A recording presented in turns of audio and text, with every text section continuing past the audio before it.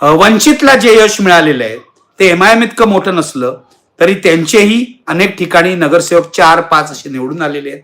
मला असं वाटतं वंचितने जो शहाणपणा या निवडणुकीत दाखवला, काँग्रेसची युती त्यांनी केली, मुंबईमध्ये लातूरमध्ये केली, काही ठिकाणी ही युती झाली, लातूरमध्ये ती यशस्वी झाली, मुंबईत यशस्वी झाली नाही. मला असं वाटतं बाळासाहेब आंबेडकरांनी जर स्ट्रॅटेजिकली अशा आघाड्या युत्या केल्या, अहंकार आडवा नाही येऊ दिला, तर त्यामध्ये काँग्रेसचाही फायदा होईल आणि वंचितचाही फायदा होईल. लक्षात घ्या, कुणाबरोबर तरी आघाडी केल्याशिवाय वंचित सारखा पक्ष जो मर्यादित पक्ष आहे, एका विशिष्ट समाज घटकापुरता मर्यादित आहे, किती ते नाही म्हणाले तरी तसा आहे, हे सत्य आहे, तो पुढे जाऊ शकत नाही.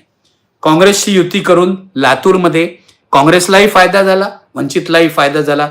वंचितचे 4 लोक नगरसेवक झाले. विधानसभा निवडणुकीच्या वेळेला आम्ही हेच तर सांगत होतो, लोकसभा निवडणुकीच्या वेळेला हेच सांगत होतो. बाळासाहेब आंबेडकरांनी त्यावेळेला काँग्रेसची युती केली असती तर आज बाळासाहेब आंबेडकर हे लोकसभेत दिसले असते, हे लक्षात घ्या.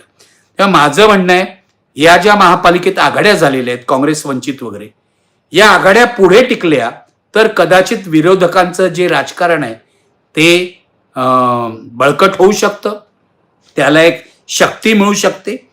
आणि मी मगाशी म्हटल्याप्रमाणे काँग्रेसनी सुद्धा रस्त्यावर येऊन लढण्याची तयारी दाखवली तर काँग्रेस सुद्धा पुढे जाऊ शकतं. भाजप आता फार वर पोचलेलं आहे, टोकाला पोचलेलं आहे. एवढं यश आजपर्यंत कोणत्याही पक्षाला मिळालं नव्हतं, त्यासाठी त्यांनी मेहनत केली आहे.